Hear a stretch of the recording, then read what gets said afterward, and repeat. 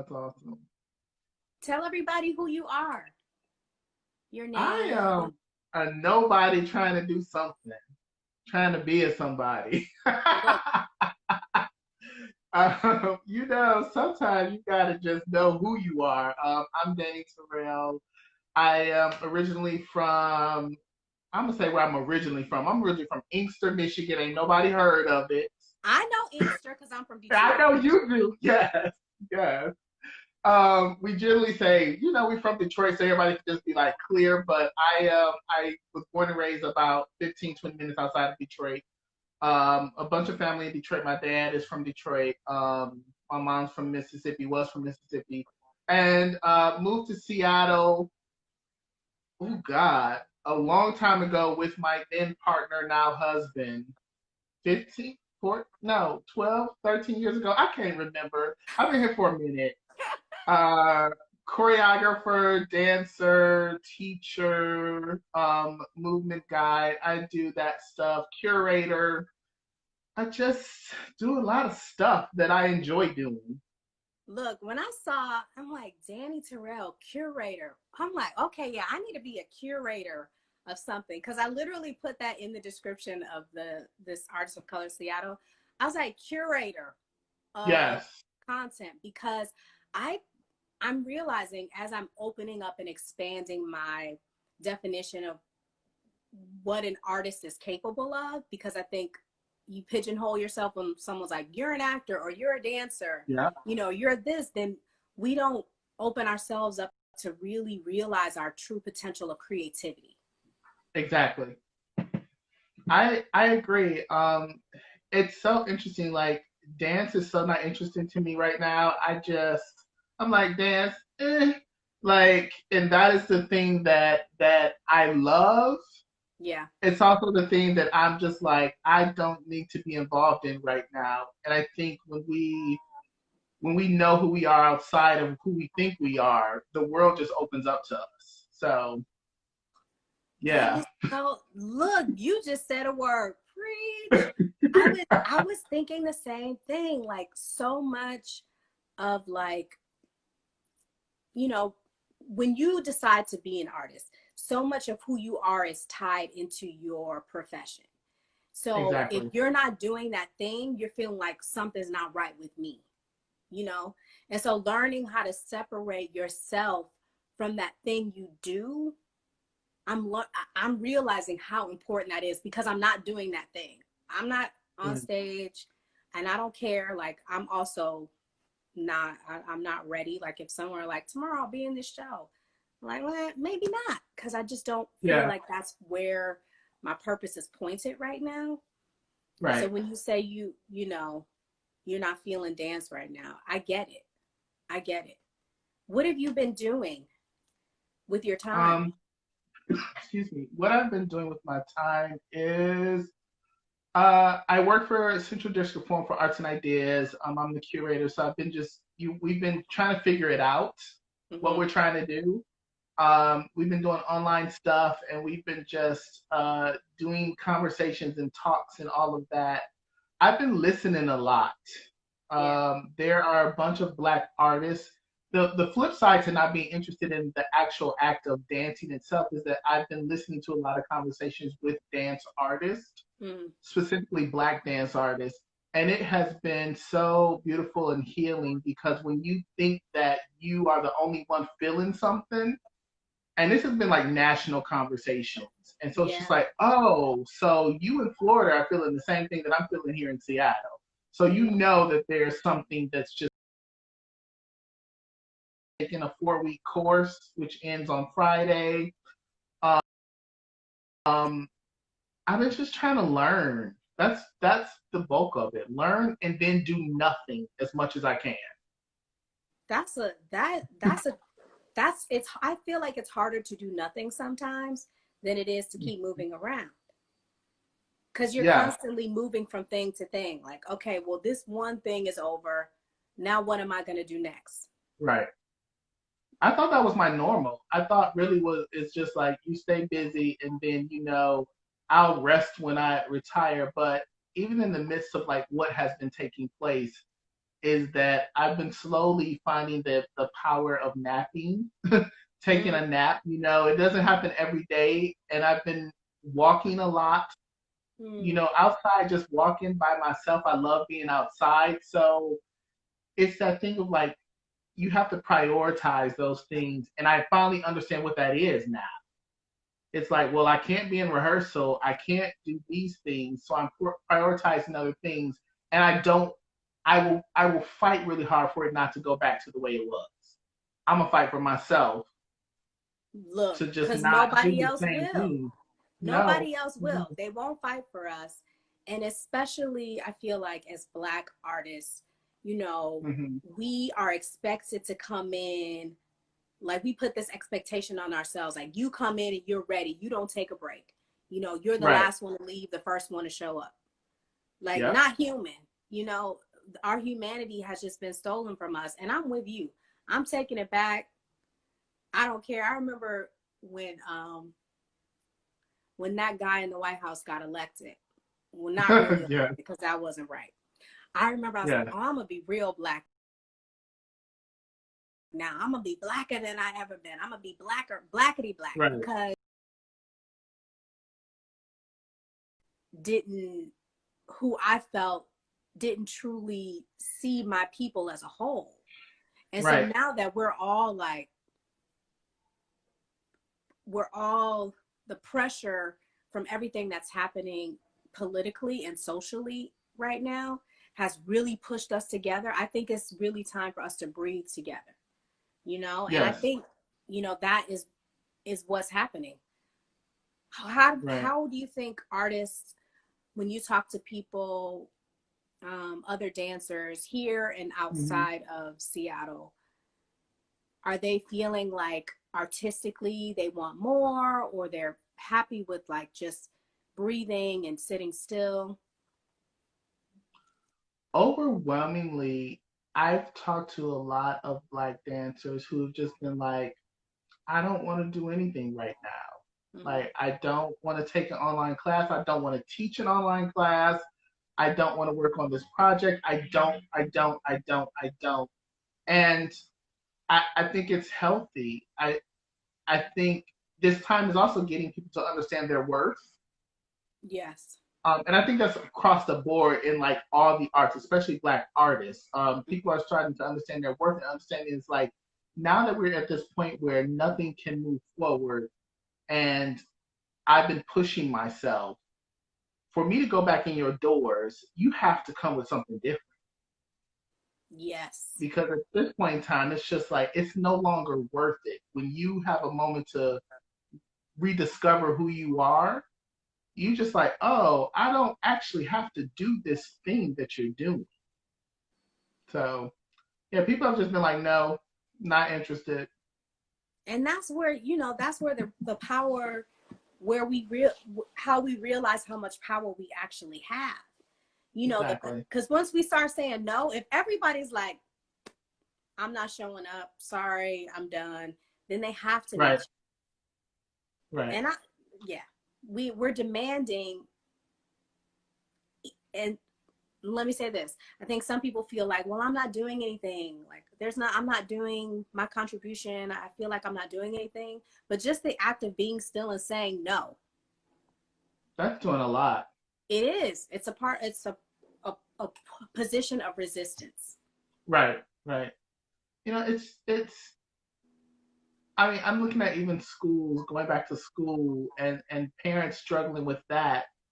I feel like everything had to shut down so people can say like these things no longer serve us in the way that it serves us. Mm-hmm. As much as people want school to go back in, I'm just like, this system is not meant for Black children to learn in a healthy, successful environment. And No. so what can and what should happen, especially Black children, so they can learn the things that they actually need to know that Mm-hmm. actually interest them, and how can we help parents be successful with that? Yeah, I You agree. know, I mean, my kiddo, he's 9. We're in private school, but part of one of the things we're pushing for is curriculum change. Like, Yeah. how can we change curriculums in these independent schools and schools in general to truly reflect real history and real Right. humanity and real contributions? It's so lopsided. I mean, I remember growing up where we lived, it was, Black history wasn't like a month. It was just like Right. part of your learning. There was no special, you didn't have like a special assembly. I mean, we did when we Exactly. celebrated something special, but you grew up with a sense of pride and this sense of, I can do anything I want to do. Where Right. here it's like it's elective. Yes. And I've told people this about school. I don't feel like during this pandemic, school can be equitable for kids across the board. No. No. No. It's just not. I I'm in favor of no school for anybody until there's a vaccine, and come up with Right. another creative way to engage the kids without the pressure of feeling like they have to, or I have to do this assignment, or I have to do that. You know, there are kids who, one, don't have access to the technology. Exactly. Two, their family situations. What if they have to work because a parent may be sick? Like, people are so Right. hooked on this capitalist idea of like work. We got. Right. I remember being in school and I being out of school and then understanding the fact that it's just like, oh, I was an artist always. I am an artist. The school didn't serve me as an artist. You wanted me to learn things that I was not interested in. And the way that you taught those to me, I didn't retain all of that stuff. Mm-hmm. And so you're made to think you're made to see people make you seem like you're stupid, that you're unintelligent, and that you don't know this. And it's just like, no, the way that I pick up information and the way that I move through the world through my intelligence is completely different than the system that you designed. So even going in and restructuring that, like, what are you interested in, and can we have special schools for that? Yes. Like, in elementary school, like, oh, these are the artists, these are the engineers, these are this, because that's the way that Yes. you learn. Yeah. And not be shamed for that. Like, there's Yeah, nothing, like, there's something wrong. There's nothing wrong with being not following a path that society feels will automatically garner you success. exactly. Yeah, I How wish did you I just go go ahead. ahead? No, you go, shout out. You go. It's your turn. Now I was going to ask, how did dance find you? Um, so you'll appreciate this. So growing up, Detroit, people that don't know, we had our version of Soul Train. We had the new dance show and the scene. Yes. And I just posted some videos. I was just like, I just need some hope. So we had our versions of those shows. And so I just used to imitate the dances. And my parents and they used to make me dance in front of like company all the time Yeah. because I would just pick up on the latest dances. And so my parents, not one parent, both parents, and that's important. They looked at me and they said, "Do you want to dance?" And I had no clue of what they really meant, and I just said yes. And so they enrolled me into my first dance school, Vicky School of Dance in Wayne, Michigan. My first teacher was Lori, Miss Lori. And I say both parents because as my mother was working, my father was there to take me to dance classes, recitals, and all that stuff.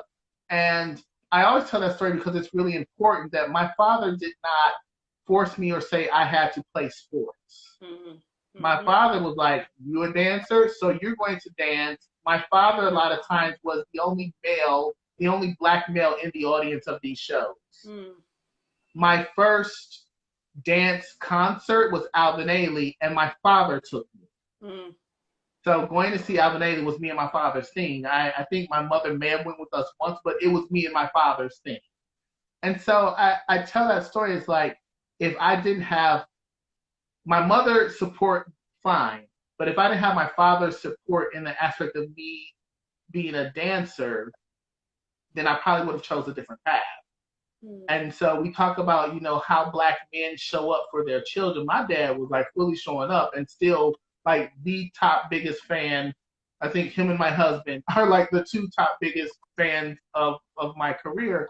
But it's that thing of like, that was so important to me, and I didn't understand how important it was until, again, I became an adult. It's like, oh yeah, my dad has been there. He never forced me to do any type of male things that I wasn't feeling. He wasn't like, you need to play sports. Like, that was never a conversation in my house. Right. And so dance came to me through like just watching the new dance show in the scene, and also having parents extremely supportive and like, if that's what you want to do, we're going to explore dance.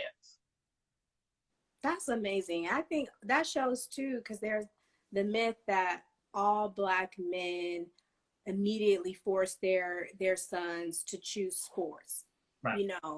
And Right. that's also a myth about how Black men show up. We're not a monolith. Like, there's no one type of Black father, and it does mean a lot when your dad, supports you in what you do. Oh yeah. That's Yeah. so cool. Without him being there, I wouldn't have been as brave as I was.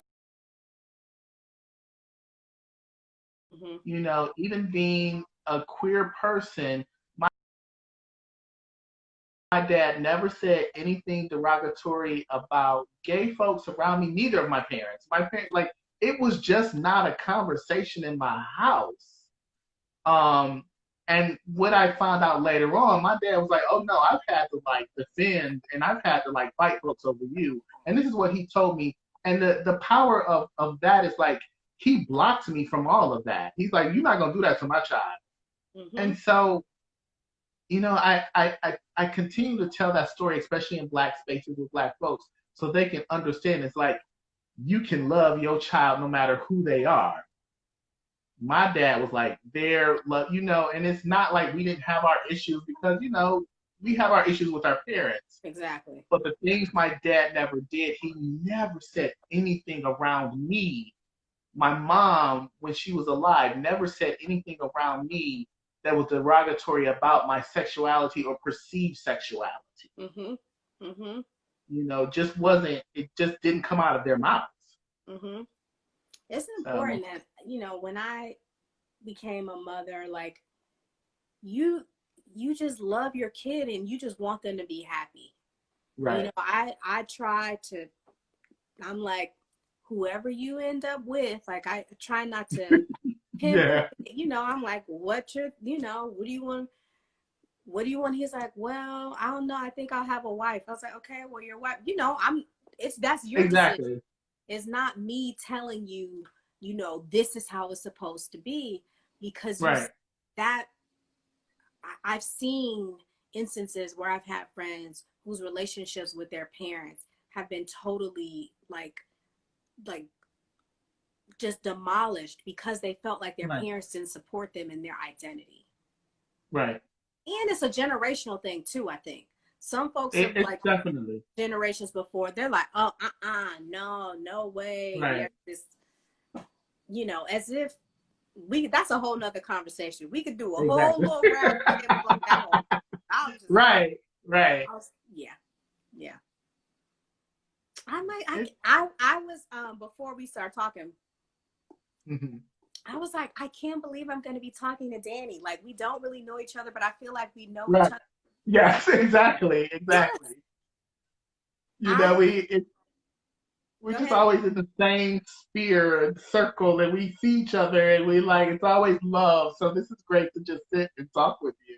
I know. That's the one I tell people when they ask, like, what's Seattle like? And I said, the Black artist community in Seattle is real love. Like, there's none of that, like, ooh, you got that. Oh, I wanted that job, or what are they doing? I was going to do that. It really is about they show up and they support. And for all y'all watching, we're working on strengthening that community. And I'm excited at what is to come.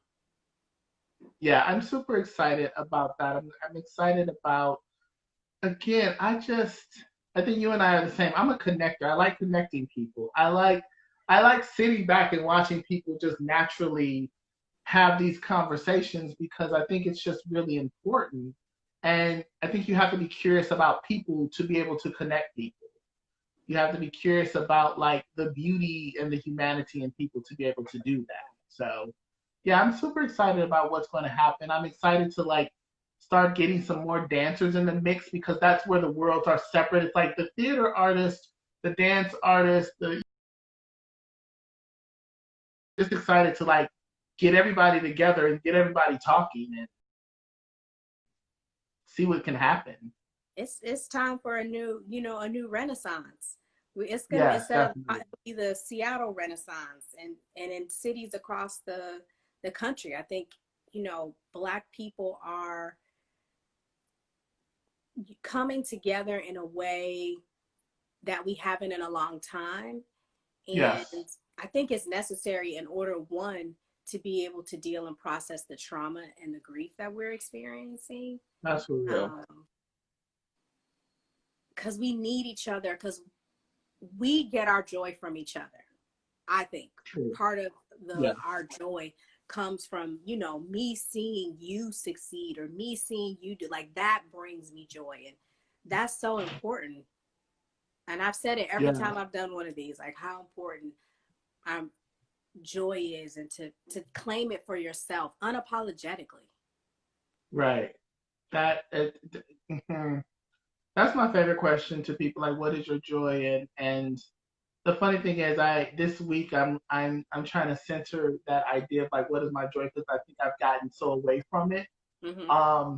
And I'm so used to asking other people that I was like, what is my joy? Um, and just trying to remember that it's I was like eavesdropping on my husband and his best friend's conversation, and one thing that she said really struck me was just like, I'm doing work on myself not to bring any type of BS in my life. Mm-hmm. And so when she said that, I was like, yes, we can say no to stuff too. Like as we search, joy doesn't have to also be parallel with heartache. You know. Look, So I was like, oh, this week I'm gonna try to focus. Yeah, radical black joy is a thing that we all need to be going towards. However you find that. yeah. What do you think? I know for me, doing these interviews and talking to people has been, it gave me something I didn't even know that I needed. It's been reminding me of how important my voice is, because Mm-hmm. I personally feel like in the past I've made myself small, and just sharing space with people and listening. I'm telling you, it's the thing I'm most excited about in the work that I'm doing outside of here to Right. uplift Black artists. I'm like, I feel like I've been rejuvenated. Like, how has it been for you, like having these conversations with people? Same. Um, I think just a curiosity about people. Mm-hmm. I feel like the more that we get to talk to people, it's the more that we get to understand something about ourselves. I think we're always looking for joy and liberation. And sometimes just listening to somebody, you'd be like, oh, I didn't think about that. Or, oh, that needed to be said back to me. Mm-hmm. So I can take it in a different way. And that's part of it. It's like I love finding out about people because they interest me. The stories interest me, people interest me. Um, the things that are similar, the things that are different. And how do you love somebody's truth? Like that's the part I'm also trying to work on. Is like, how do I love somebody's truth? And I may not agree with it, or I may not fully understand it. So these conversations also does a lot of work on self. Like, you may say something and I'm raising my eyebrow, but I have to understand like that's your perspective, and I can still honor that and cherish that, and not look at you like you just did something wrong and then cancel you out. It's like, oh no, that's your truth. Mm. And so it's just that's been good. It's been good not to focus on the productivity of creating a work that will be seen on stage. Yeah. The stuff I'm doing behind the scenes, the curating stuff, that is the most creative. This is the most creative space I've been in a long time. Mm. And so I right now, this is where I'm at. If you asking me to create something, I did this photo serious thing for my birthday, used my little cell phone and took these photos, and I was just like, oh, and again, tapping into something else that I kept telling myself no to. When you mentioned that the other day, I was like, I've been saying, like, I want to do some photography. I wish I had a camera. Back in the day, I was like, I could have been an art director for like magazines. Like, I've always been very visual. And I'm like, So I said yesterday, I'm going to try to find a camera. So if anybody has a camera they're not using, DM me. Donate it, pay it forward. Right.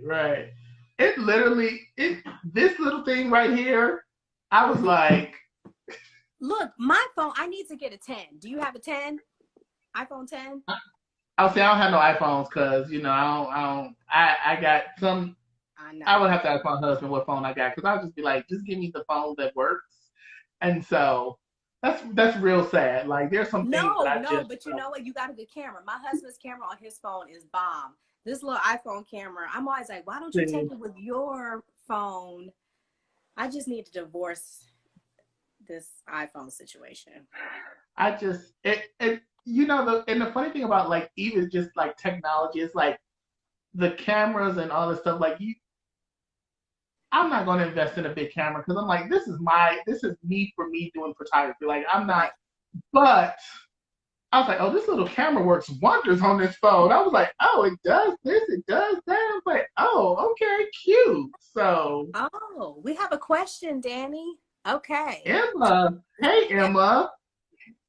So it says, Dani, if you're taking questions, when the time comes for Seattle Dance to start again, what are you excited for? What am I excited for? Okay, so I'm going to say this. Part of what I curate is showing out contemporary Black choreographers. We're having a name change, and we're not ready to announce that yet, but I'm excited about what the name change is.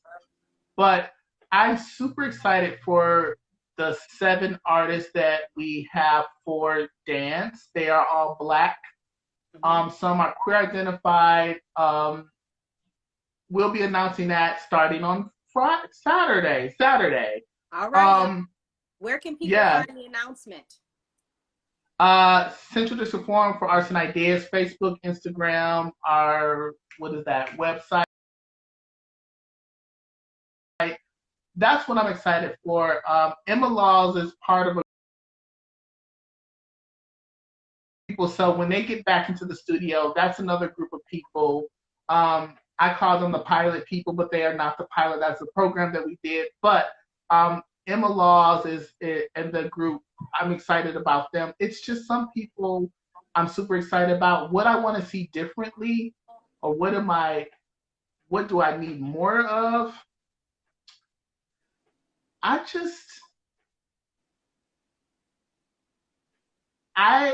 Just in art in general, tell your damn story. Look. Just authentically tell your story the way that you want to do it. And also understand that I want to see less action and diversity. And I know people are like, oh, because this is the thing, especially in dance, we have people who have dance companies and they say, like, I want more diversity and I want a diverse dance company. But when those bodies get into the room, you don't actually know how to work with those bodies. There's a point, like, if you're having a trans person walk in for diversity, but you don't know how to actually work with trans people, then you're actually creating a traumatic, toxic work environment for them. Yeah. So stop saying this is the thing that you want. They come into the room and you actually don't know how to work with them. Mm. And I think part of like this time off for me is even doing the work myself. It's like, how do I actually work with the bodies or invite the bodies in that I want to work with? That means I got to do some work. So I Yeah. can't say that I want diversity, but then when you walk in the room, I don't know how to treat you. And then when you're telling me how to treat you, I'm just like, no. So I want to see less people talking about diversity and actually just learning how to work with people first Yeah. that may not look like you. Yeah. Because the problem is people are they're quick to say, well, everyone says I'm supposed to change. So let me announce Right. I'm changing and this is the thing I want to do. And then these environments are not safe for the artists. I've experienced it, you've experienced it. You Yeah. go in the room and then the system is set up for you to one, be re-traumatized and for you to Yeah. fail. And then it's all Right. on you because you're the one. Everyone's going to turn to you if something isn't right. Not the person who Right. messed up, but you. Right. Thanks Yeah. for the question. Yes. Thank you, Emma. It's really just about, uh, you know, being clear about what it is, what your statements, all these diversity and equity and inclusion statements, are you truly clear? Because again, that takes a certain amount, for me, it takes a certain amount of burning stuff down. Yes. It takes a lot of telling people we can no longer have you in our company because the things that you're doing is actually, and it's just like, whoa, wait, back up. Like, we hired you, so that's good enough. And it's just like, no, Right. Because we're you just know, supposed to be grateful just to be there. We're creating our own tables, so we don't have yeah, to sit at yours. yes.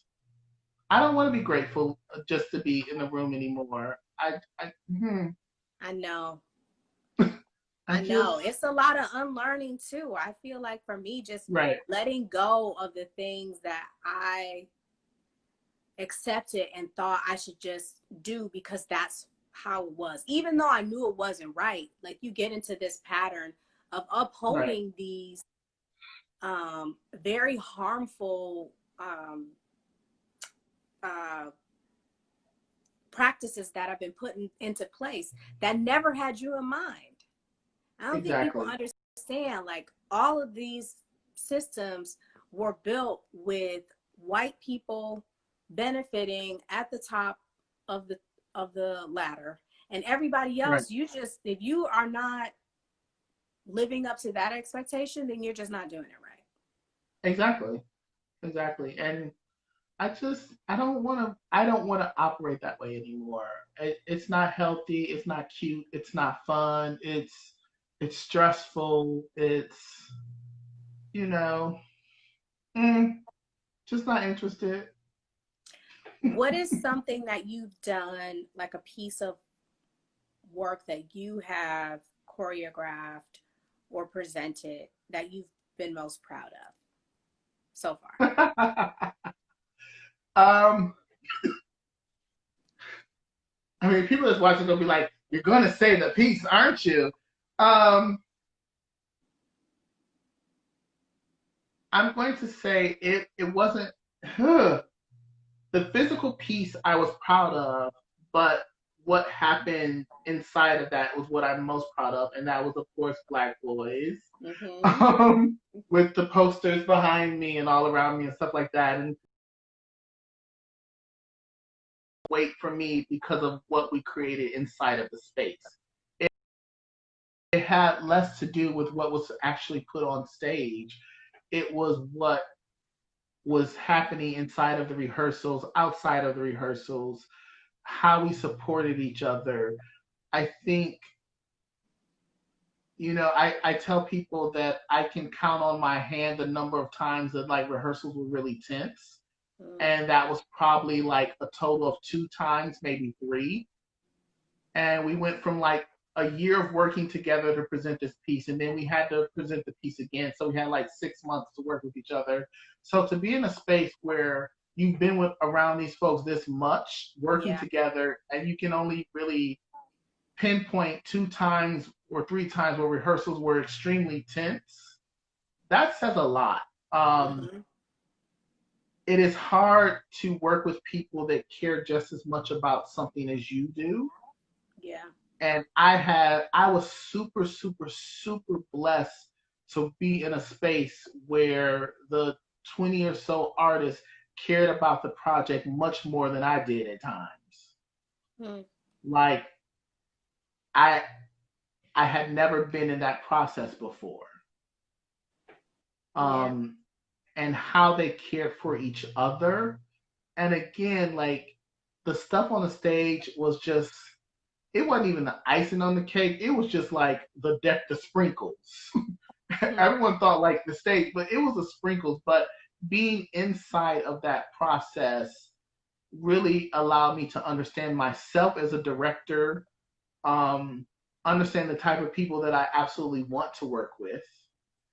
And it helped me really understand when you bring Black people together and you foster a space of love and support, it is nothing but fire.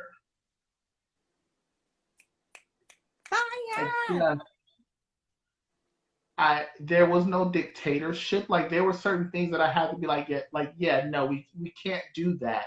But then I it was done in love, and if the dancers and the artists were passionate about something, I'm like, okay, let's do it. To the point when we did it the second time, I was just like, why am I at rehearsals? I really don't need to be here. And and I had to think about that. I was like, do I? And I was there, but I was like, do I need to be in the space again because they loved and cared about the project so much, Mm-hmm. um, that it was theirs, and so that was definitely one of the I would say experiences that I'm most proud of. And That they were all echoes. local people. See, local people always try They to go were out of all town to get people. We got the people here. they were You so know, here. it it shows the importance of you know who the importance of who is in the room. Not Yeah, just putting anybody in just to have this person in, but how can you put the right people in for that specific project and how you can really make magic and taking away this constraint of time because yeah, in American art society you have like this is when the show's gonna open, you got like right, 4 or whatever weeks to rehearse, only so many hours a day, and so then we get this like truncated version of what the thing could have been. And just hearing you talk about right. that, I'm like, that's so cool to be able to work on something for a year before you even have to put it up and then get more Yeah, time to work. yeah. The relationships that there were times I just sit back as the creator director, and I was like, oh wow, the relationships that I saw people develop inside of themselves in Mm-hmm. that process, and again, just how they loved each other. You're not supposed to be an artist and have that type of working environment. It's supposed to be like you do this and this Right. grind, and it was just like so much love in the room, and to see how the different personalities move through the space. You had like this person who was like the rehearsal director who wasn't the rehearsal director, but it wasn't out of like any disrespect. You had someone, you had my assistant, and then you had other people working on different parts and people bringing people up the weight of the rehearsals didn't fall just on my shoulders. Mm. And it was so beautiful to be able to walk in and be like, oh, we got that part worked out. Or we're about to go work on this here. And they come back and they're like, oh, can we change this? Because this doesn't feel right. Like the ownership in a healthy way was really important to me. Yes. Yes. Having ownership of what you do, even if Mm-hmm. you're not the one who created it. No. That shows. When you see shows, you're like, oh, they felt that. Oh yeah. that they were, yep, that was part of them. A little piece of their DNA. You saw a little glimmer right there. Yeah. I want The more of the that. yes. The best compliments that I ever really got from the show is that people was like, "Oh, we saw how they showed up for each other in the rehearsal because it was reflective in the show." Mm, And again, it's not impossible, but we know in our industry, be it theater or dance or whatever, those things are also rare. yeah. You know, it's like, oh, you saw how they actually showed up for each other and it showed up on stage. Like it was genuine support on stage. Like they were like cheering for each other. And half the time I'd be like, y'all realize like y'all are actually part of the show. You're not watching it. So I do need y'all to be like, that was also funny moments. I was like, I need y'all to actually like understand you're not just watching it. So, what's next? What's next? That's a good question. I go Do back you to think? teaching. Go Mm-hmm. ahead. No, say, and then I have a question after that. A follow up. I would say I go back to teaching at the University of Washington. I I secretly miss them, but we don't know if it's going to be. I know. I it's something about the students inside of the dance department there, the students that come to my classes. It's a gift that I never thought I needed or wanted. Mm, mm-hmm. Um, and there are moments that they stress me out, but there's so much love in the space, and there's more moments of love than it is of stress. I do miss them, and I don't know if we're going to be remote. I don't know if we're going to be in person, but I miss them a lot. Mm, Yeah, they are through the process in which me and the other street styles instructor, what we're taking them to. The other instructor is Michael O'Neill Jr. Those are some fighters. Like when you talk about people that's just like, nope, we're not doing that because they're going down a list of how it's inequitable, and they're like, well, we wouldn't have done it if we didn't take class with you. And it's not to like pop my collar, but let me pop my collar. got it. It, it's really beautiful to see and to know that it's just like they're taking this more serious than I did in my generation. Mm-hmm. So Mm-hmm. that's what's next for me. I'm trying to decide if I want to create something, and I don't know what that's going to be. Well, Curating, still I curating. volunteer myself as tribute. I can stand against the wall. You know, I'll Yeah. do. You know. Yes. Yes. I mean, we'll talk offline because Yeah. I'm always like Yeah, we will we talk will. offline. Yes. Yes. But I was gonna add. You know, when I was assisting Valerie on For Women, and you came in and did the movement work for us, it really sunk in. And I already knew this because I have friends who are dancers. Being a dancer and a choreographer is not just about coming in and showing people some moves. Yeah. It's a cultural experience. You have to have the study of dance, Yeah. studying, where the movement comes from. And when you know where it comes from, how, like the intentions behind it, like that's the beauty of, our bodies. Like this is the first Right. ways we communicate Yes. when people didn't have words. And so room and witness that, because I'm grateful for that experience, and I just wanted to say that. Oh, Alice, you two need to Yes. work together. It would be amazing. I know, Alice. We're gonna have something in the works. Well, my mind is always like, look, you want to work together? Yes.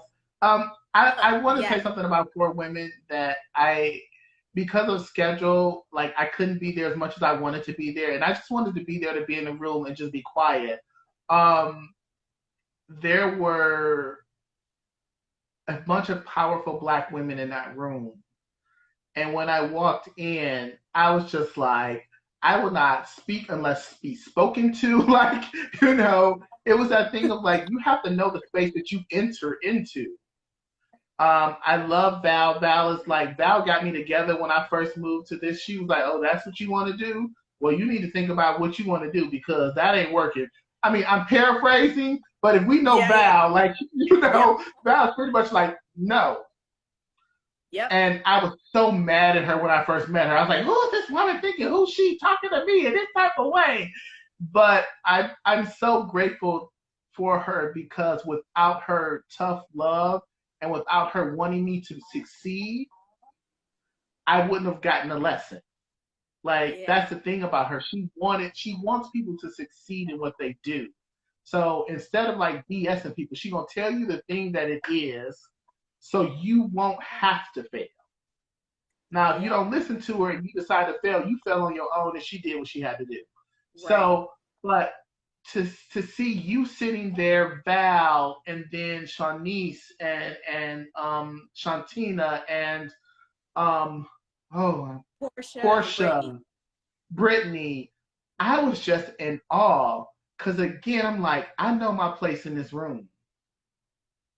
And I just wanted to take it in because all my lessons I get from Black women. Like, hands down, I get all my lessons from Black women. But to be in that space, to see how you all operate and move through that space, I was just like, if I could just be here at every rehearsal, I'm like, Val, I just want to be in a room. Like, I don't want to do nothing but just be in the room. Look, I have been joking to Val when she, after she cast a show, I didn't get cast, I'm fine. I was like, if you need anybody to like bring your coffee or your tea, like, I just wanted to be in the room. I like manifested that. I just kept kind of like, hey, and then the opportunity arose. And what I learned just watching these women work was every day in rehearsal. I have recordings. I should actually send it to some of the cast of them rehearsing and like in the studio, like recording. And I'm just like, that's when people sing and it make you feel like you can sing too. You know how sometimes when they sound so big, like, that's how I sound too. I sing it. Like, no. Yeah. But that was. I like. Yeah. People were mad at me because I didn't tell them I was working on that show, and I was like, "Do you understand? It wasn't about me." And it was just like, but I was like, no. I was like, if you walked into that rehearsal, you would completely understand why I said what I said. Like, I was like, it was not about me. I was just there to do what Val asked me to do. But that was one of my most precious experiences in Seattle, being in that space. So thank you for bringing that up. I go back to that often because, that is, and fly on the wall. Audience members loved it too. And that's when people start.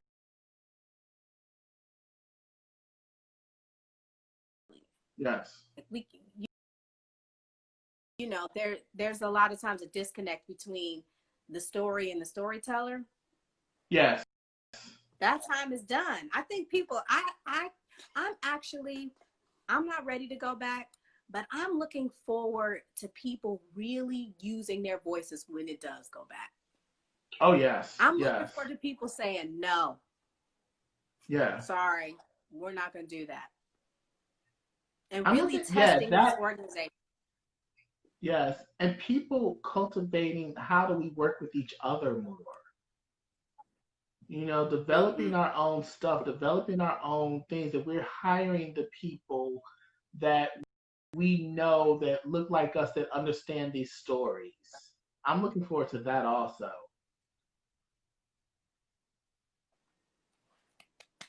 This was fun. Yes, thank you for inviting me. Yes, it's very rare to be on this side. Did it feel a little nerve-wracking beforehand, or were you just like, okay, I get to be on the other side? No, it's again, like, you and I don't like talk and don't know each other, and we're both from Detroit, and maybe it's the Detroit thing. Like, I was just like, oh, it's Deidre, I feel comfortable. So, yeah, it just I just felt comfortable. So that's all I can say. Like, thank you for that. Oh, thank you.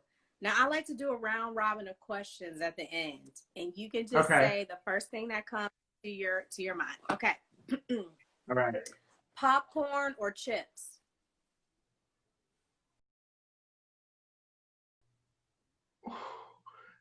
Chips, barbecue. Ooh, specific. I like it. Okay. Yes. Shoes on in your house or shoes off? Shoes off with socks. This specificity is yes. Like cover your feet because I don't want to see your feet. Okay. Yeah. Cake or ice cream? Okay, chocolate. I make a real. With When's your ganache. birthday? When's your birthday? June 21st it passed. But I accept cake anytime. Because I make a really good chocolate cake. Okay. So okay. Waiting to exhale or love and basketball. Waiting to exhale. Wasn't that soundtrack like the best that movie? Okay.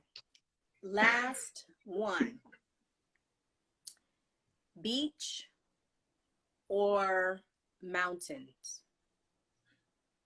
Like if you could take a vacation, would you rather vacation on the beach? Not Seattle Beach. I mean somewhere that's going to be warm. Or like a cabin in the mountains. I would say mountains. Really? Yes. So 2 years ago, I went to Italy and like we were up in the mountains and we had like a house up in the mountains. Shout out to Anna Connor. And I love being outside. I love the mountains. I love walking. I love like that terrain. Feel like, I feel like I'm on a spy show or something. Like I'm like that's me. Like the beach is like cute, but give me something where I can walk and I feel like I'm like, ready to fight a tiger or something. I wouldn't do that, but so mountains. Oh, look, I'm gonna make your shirt say I'm ready to fight a tiger. That's See, for real. Oh, well, thank you, everybody. Thank you, Deidre. Thank Yes. you. Thank y'all. This lifted me. I started the day, I'm like, yeah. But this was good. This was good. Yeah. It lifted me also. It's gonna be saved in the story, so tell your friends to come watch it. When things are bad, give Dani all your money. Go to see the shows. Give Dani all of the money. Thank you. Go to Dani's page. Support any and everything that Dani is doing. If you have friends who have money and they want to patronize the arts, send them to Dani's page. Okay? Laura, thank you. Laura's part of that group that I was talking about. Laura's part, Fierce Dancers. I'm excited for them. Yes, Laura's part of that group. Oh, Laura. Thanks, Laura. I can't wait to see you, Laura. All right, y'all. Alice, bye. Miss you too. Bye, Alice. Ciao. See, give Dani all your money. Someone else agreed. I'm trying to get LL. I love LL. Thank you.